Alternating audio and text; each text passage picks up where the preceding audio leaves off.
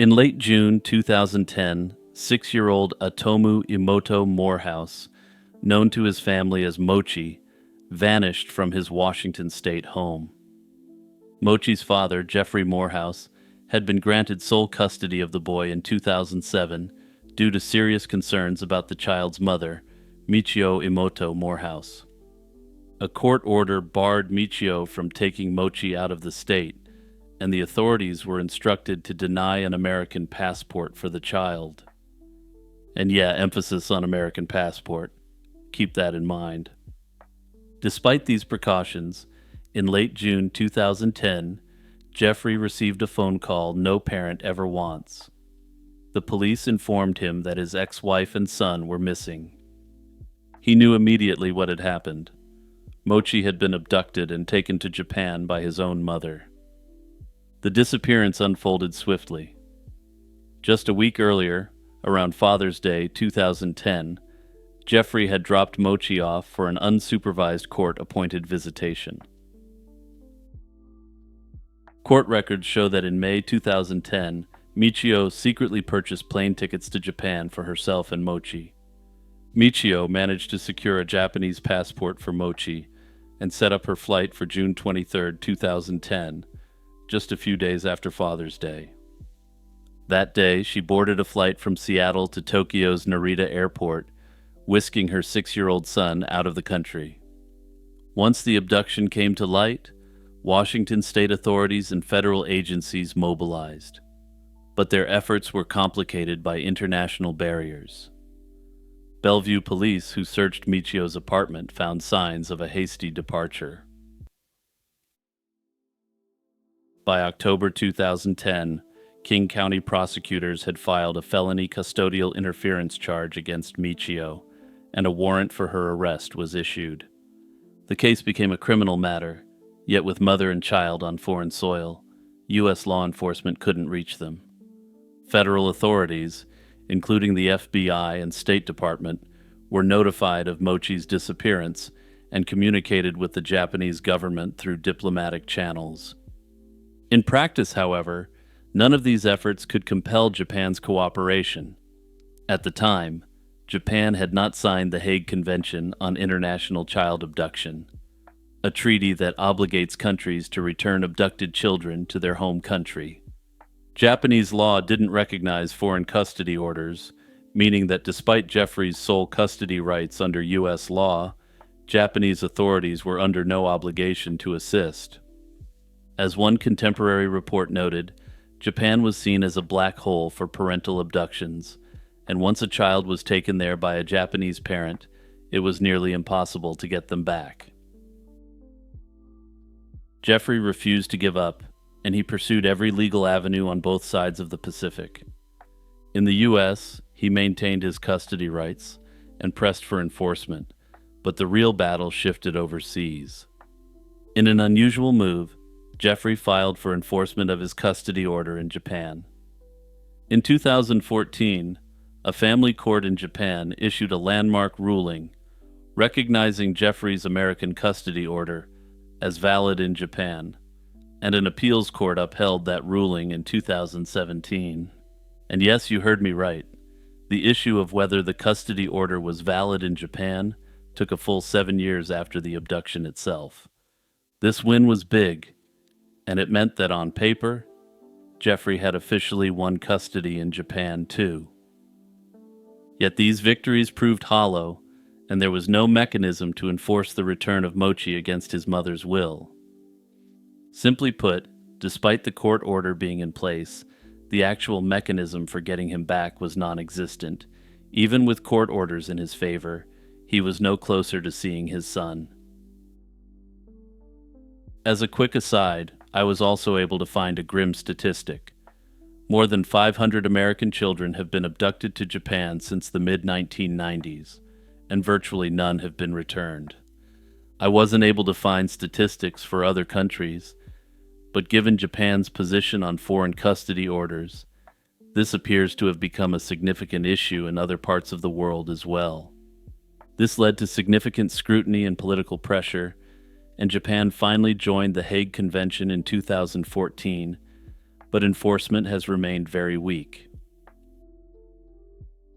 Over 13 years later, the fate of Mochi Morehouse remains painfully unresolved.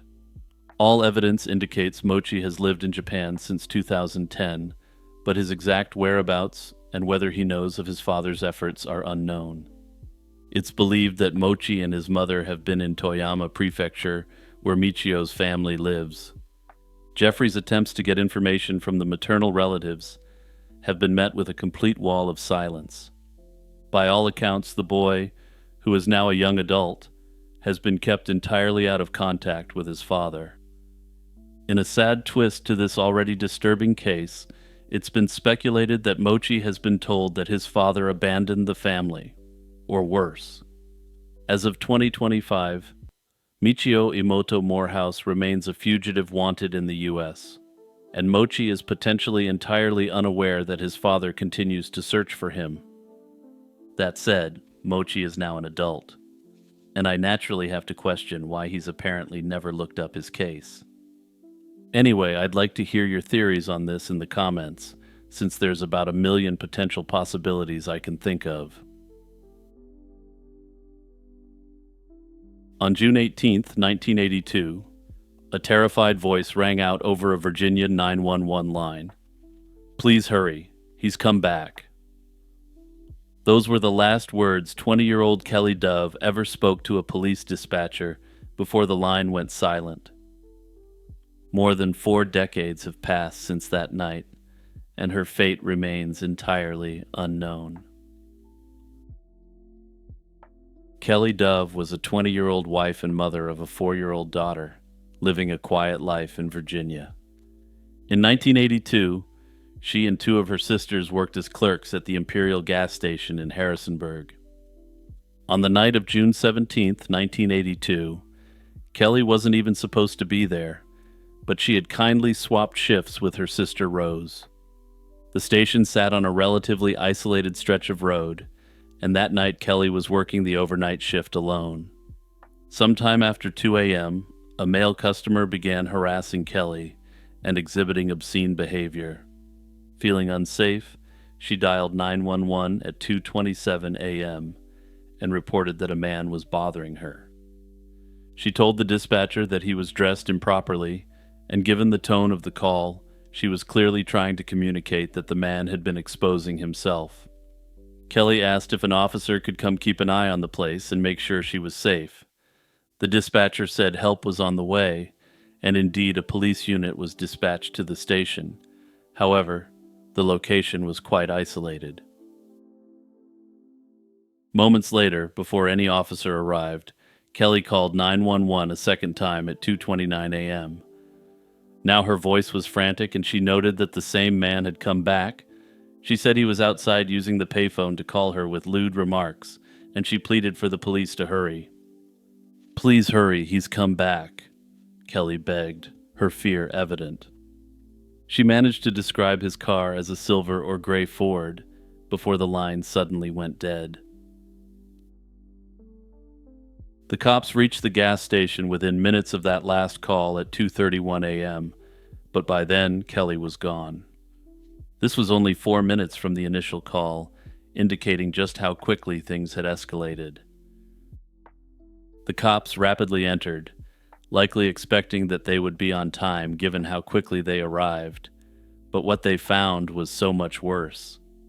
The scene was eerily undisturbed, and the store was empty and silent, with the cash register untouched. Kelly's purse and the magazine she'd been reading lay on the counter, as if she had just stepped away.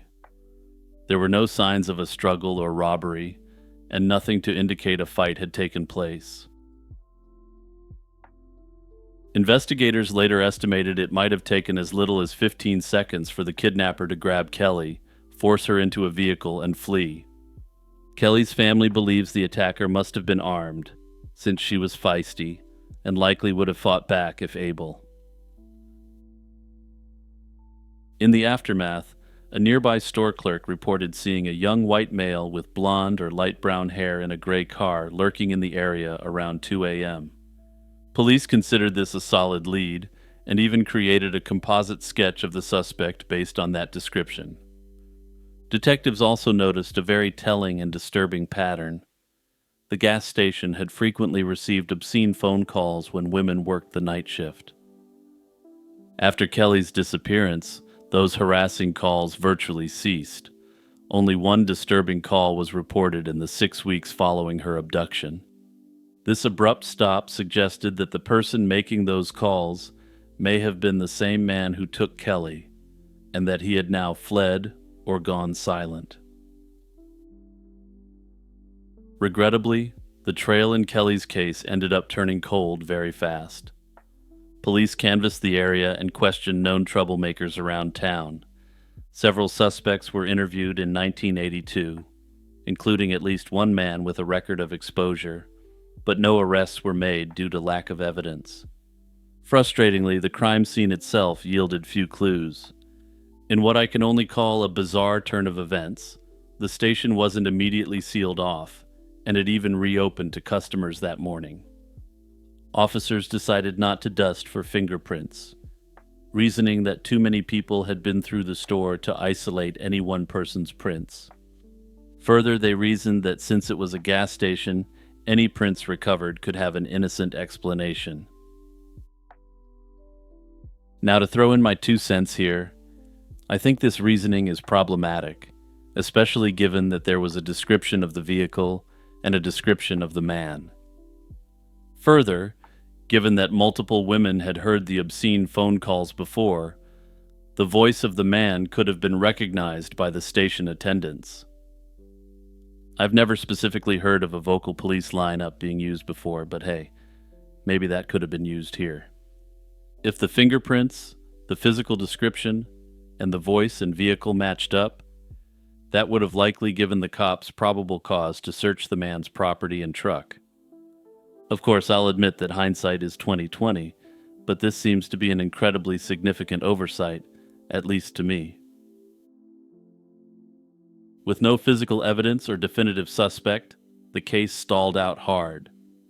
Harrisonburg police classified Kelly's disappearance as an abduction, but months and then years passed without answers.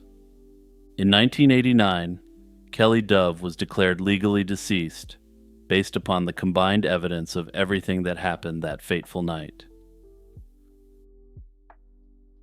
Over time, 2 main theories have emerged about what happened to Kelly. The first is that she fell victim to a local predator, a local man with a history of harassing women.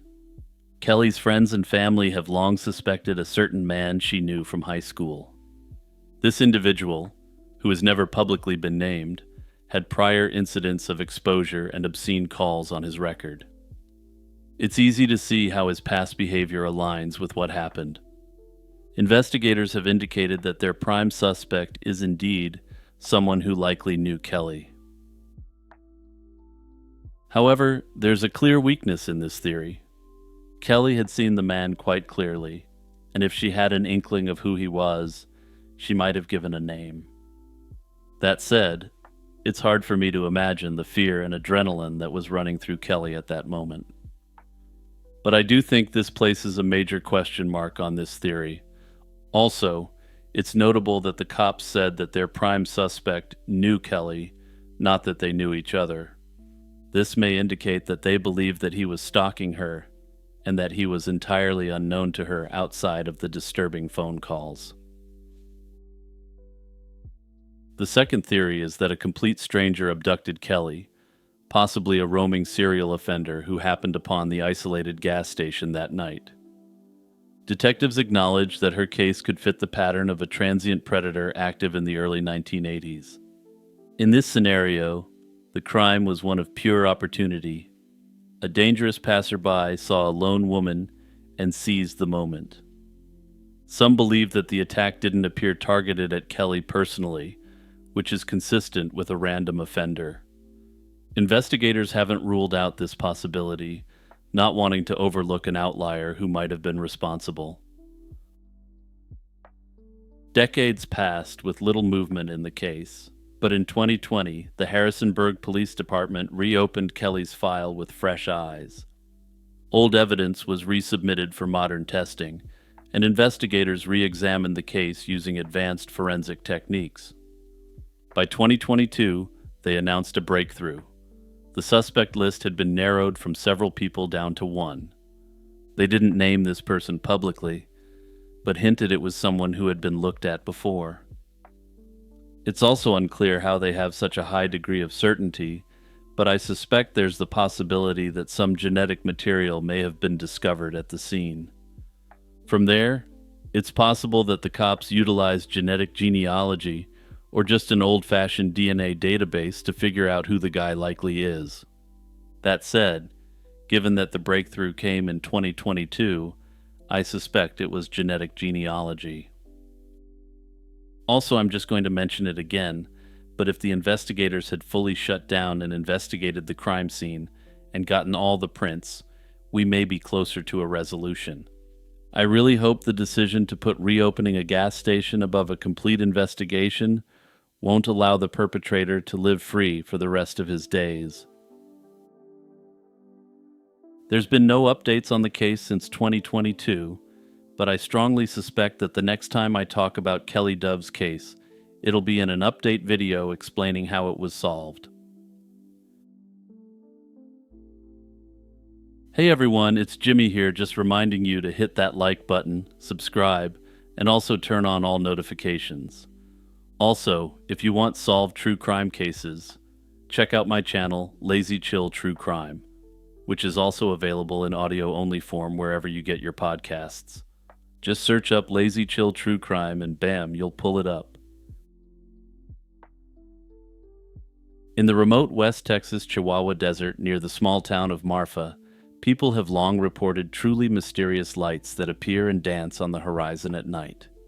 At the official Marfa Lights viewing area along Highway 90, spectators can suddenly spot glowing orbs hovering in the distance, moving in eerie silence with no apparent source. They usually appear in the direction of the distant Chinati Mountains, over an area of desert grassland called Mitchell Flat, just east of Marfa. These occurrences, which are unsurprisingly known as the Marfa Lights, have fascinated observers for generations. Witnesses describe the lights as roughly basketball-sized spheres that can shine white, yellow, blue, red, or other colors. They have been seen to split apart or merge together, or even appear in clusters, flickering on and off, and sometimes streak swiftly across the expanse of Mitchell Flat. Reports of the Marfa Lights go back to at least 1883, when a cowboy named Robert Ellison spotted a mysterious light in the desert. He initially assumed it was a campfire associated with one of the Native American groups in the region. Throughout the late 19th and early 20th centuries, other ranchers and travelers also witnessed these unexplained glows, and they soon became part of local lore. In the 1910s, some townsfolk even feared the lights were signals from German spies in the area, as was the style at the time. Or maybe I'm thinking of that fad about tying onions to your belt. But hey, let's not get bogged down in the details. During the 1940s, U.S. Army airmen stationed near Marfa attempted to track down the lights from the air, but found no campfires or other physical sources on the ground. By the 1950s, the legend had spread beyond West Texas, prompting widespread curiosity. Rumor has it that during the 1950s, legendary actor James Dean, while in Marfa filming, spent his nights peering through a telescope, hoping to glimpse the lights for himself. While this may seem beyond belief, and it's unclear whether this is fact or fiction, the attachment of James Dean to the lights, even tangentially, would raise their profile over the coming years. Decades later, as interest continued to grow, an official Marfa Mystery Lights viewing center was built along U.S. Route 90 in the 1980s to give visitors a dedicated spot to look for the lights. Local indigenous tribes have their own theories to explain the lights, though it's not entirely clear when they first witnessed this phenomenon. One popular legend claims the lights are the wandering spirit of an Apache chief eternally carrying a lantern through the desert. Others insisted they were the ghosts of Spanish conquistadors whose souls were ritually bound to the land as punishment for their invasion of sacred ground. Several theories exist as to what the Marfa lights actually are, ranging from the natural to the supernatural. Perhaps unsurprisingly, the Marfa lights remain a fixture in various forms of paranormal lore. UFO enthusiasts have speculated that the lights could be alien spacecraft or signals from extraterrestrial visitors, placing Marfa on the map of UFO hotspots. Others suspect that the lights could be a form of interdimensional alien crossing over from one dimension to the other. Likewise, ghost hunters interpret the lights as apparitions, often claiming they are the lanterns of phantom travelers or the restless spirits of long-departed figures. This latter explanation is largely in line with the pre-existing Native American legends about the lights. Scientists have proposed several natural phenomena that might account for the Marfa lights. One leading idea is atmospheric optics. Dramatic temperature gradients in the clear desert air can bend and distort light. Marfa's high elevation and frequent 40 to 50 degree swings between daytime heat and nighttime cold make it an ideal setting for mirages. Under these conditions, distant car headlights or ranch lights might be refracted and seen as hovering moving orbs, but I'll come back to this theory in a moment, since it was tested out. Another hypothesis is that pockets of gases could spontaneously ignite.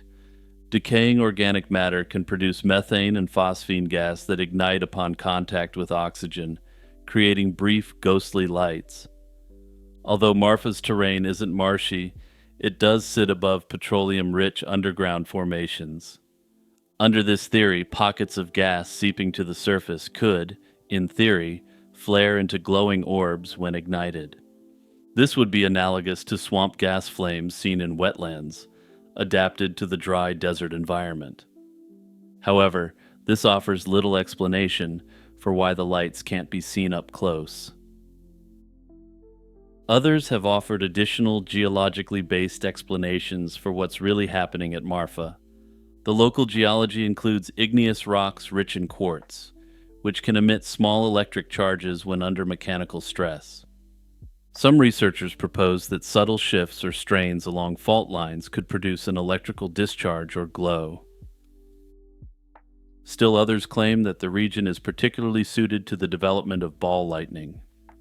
As many longtime subscribers know, I absolutely love ball lightning, and given how poorly understood the phenomenon is, it's very possible that this is the correct explanation.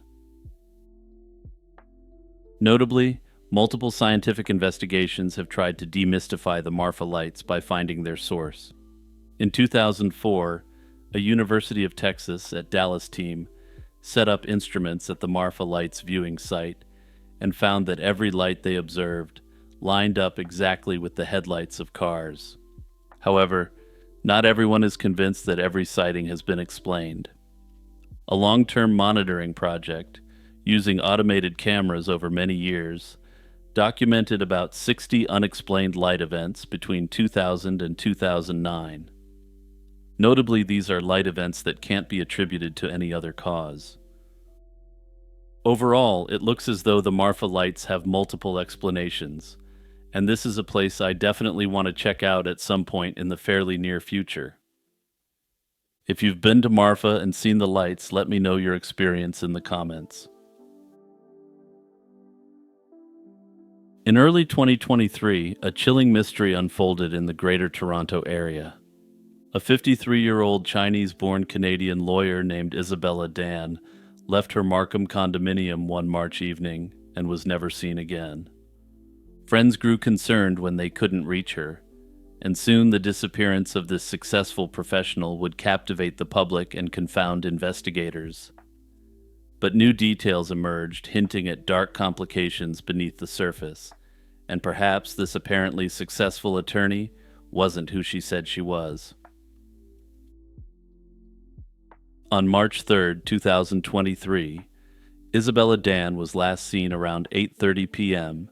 near her home at a condo building in Markham, Ontario, just north of Toronto. Surveillance cameras captured her leaving her residence at Waterwalk Drive and Verclair Gate, a newly developed area in Markham. That night, Isabella wore a distinctive beige coat with a fur-trimmed collar, black pants, and carried a red gym bag, the kind of detail that would later help witnesses recall seeing her.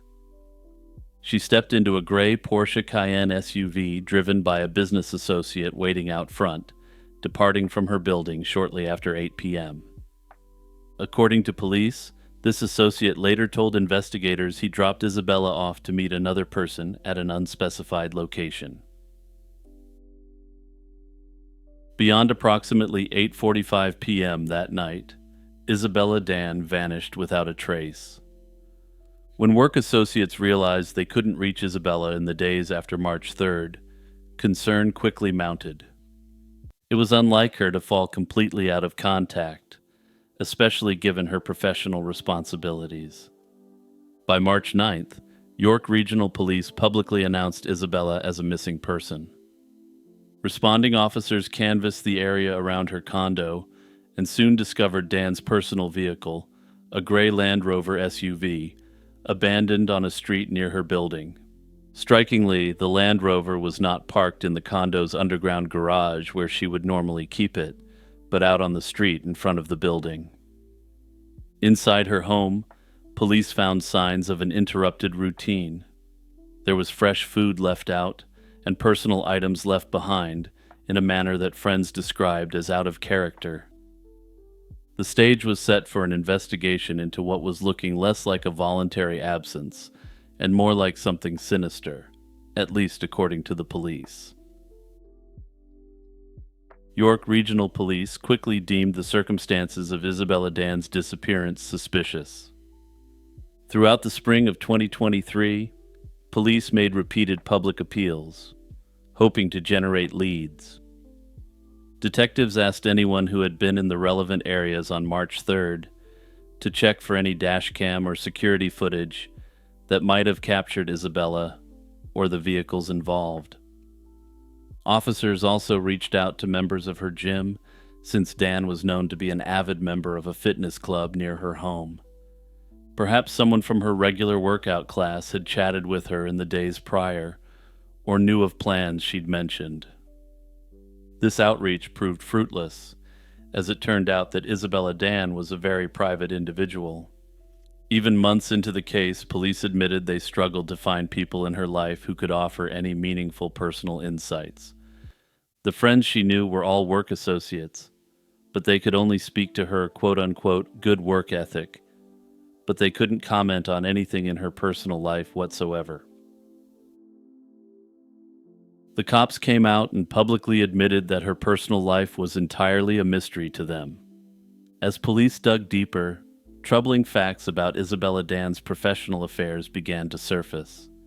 It turned out that at the time she went missing, Dan was entangled in serious legal and financial problems of her own. She was facing at least 4 active civil lawsuits involving allegations of mortgage fraud in the Greater Toronto area. Court documents filed with the Ontario Superior Court showed that multiple clients had alleged that she was duped into participating in real estate loan schemes. In essence, these lawsuits allege that Dan had inadvertently helped arrange or facilitate fake mortgage loans on several Toronto area properties. Notably, the allegations were for professional negligence rather than anything actually fraudulent on her part. In essence, the allegations were that she had been targeted by fraudsters on the basis that she wasn't doing her due diligence in real estate transactions.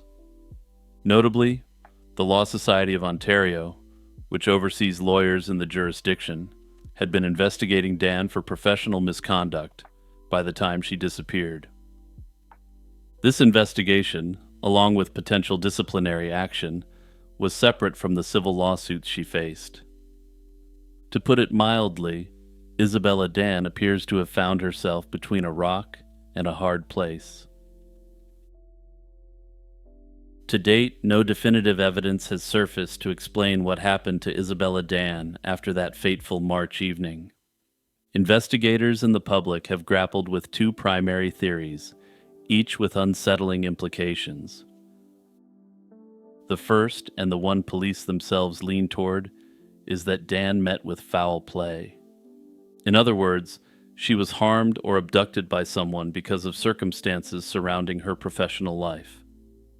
Perhaps someone who lost a great deal of money lured Isabella to that mysterious meeting on March 3rd under false pretenses.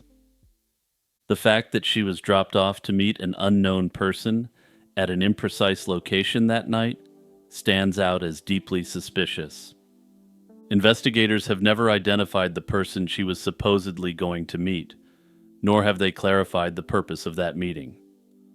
Further, because it's an active, ongoing investigation, there's been no information revealed about who this business associate was, who drove her to the meeting. Some have speculated that this was a fellow attorney, but ultimately this remains unknown, at least to the general public. Notably, it's also quite odd that this person apparently doesn't remember where he dropped her off. The other theory discussed, both by investigators and by observers, is that Isabella Dan's disappearance may have been self-engineered. Essentially, that she chose to go into hiding to escape the mounting pressures in her life. In the initial phase of the investigation, the cops publicly acknowledged they couldn't rule out the possibility that Dan disappeared purposely on her own. It's an idea that often arises when someone vanishes amid legal or financial turmoil. Facing potential lawsuits, professional ruin, and possible disciplinary action from the Bar Association, Isabella could have decided that her only way out was to flee. Those who entertain this theory point to her knowledge of legal systems and the fact she had multiple aliases. Police revealed that Dan went by other names including Rui Dan, Rurin Dan, and even Rachel Dan in some circles. While these have been reported as aliases by some, others have observed that the practice of having multiple names is common amongst Chinese people. This practice often extends to choosing a Western given name as well. Given that Isabella was born in China and had no family connections in Canada, with all her connections remaining overseas, many speculate she simply fled the country. Notably, some family members in China have reached out to the York Regional Police out of concern for Isabella. This has led to two separate interpretations: that these family members are genuinely concerned for Isabella, or that they've been put up to it. Of course, based on the evidence, it's simply impossible to say what the case is. That said, it appears that none of her family members have come to Canada to look for her, which I find somewhat unusual.